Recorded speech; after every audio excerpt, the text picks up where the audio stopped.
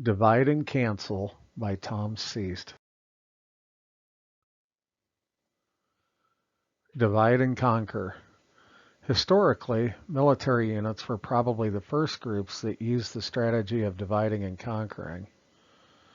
In theory, separating your enemy into small units would make them easier to conquer in the long term.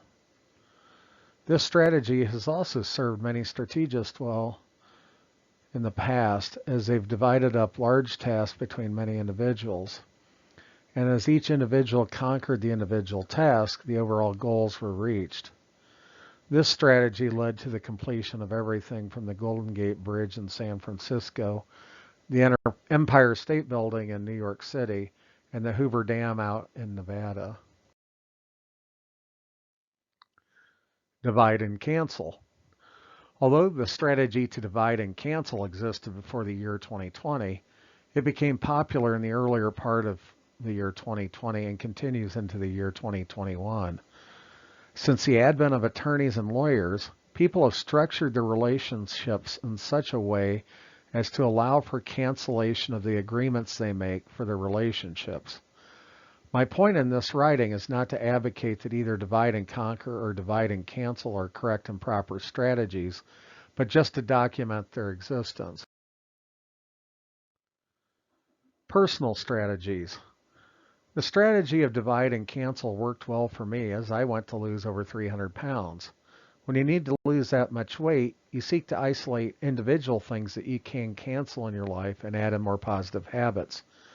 This includes everything from eating strategies to exercise strategies. Cancel and replace works well over time. Government cancellations. The government began the year of 2020 by dividing workers into two classes of people, essential and non-essential workers. Of course, the people making the rules were all essential, and the rest of us were less essential or non-essential. As the government continued to make more rules, they continued to divide and cancel businesses, jobs, workers, and individuals.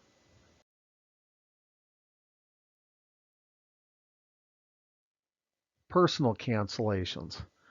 As people spent the year of 2020 developing their ideas and agendas regarding politics, mask mandates, lockdowns, and vaccines, individual people started to cancel and divide from other individuals. These cancellations often took the form of discontinuation of verbal or written communications like phone calls, video calls, letters, text messages, or face-to-face communications. Cancellation of social media follows, fans, chats, or interactions. Tribal cancellations. People often formed up in organized groups or tribes and would cancel other individuals and groups. This was often found in the form of public shaming and shunning, terminations or suspensions of employment relationships. Company cancellations of individual customers. We also experience an increase in the cancellation of individuals by companies for many things like political opinions and disagreements over mask mandates, lockdowns, and vaccines. These cancellations often came in the form of termination or suspension of employment, hiring of fact checkers to police customer interactions, termination or suspension of services to individuals. Business-to-business cancellations. Most recently, we've experienced a new wave of cancellations where businesses discontinue offering services to other businesses because they disagree on political or operational ideals. Companies are being denied entrance to marketplaces or services because of these disagreements.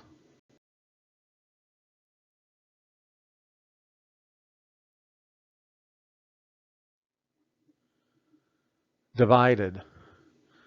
We have migrated from a society that built great things because would divide and conquer. We have recently migrated to a society of individuals and institutions that divides and cancels. Only time will tell if this makes things better or worse. In any case, it's something to consider in your personal life as you move forward. Are you dividing and conquering or dividing and canceling? And how will it benefit you and those you love?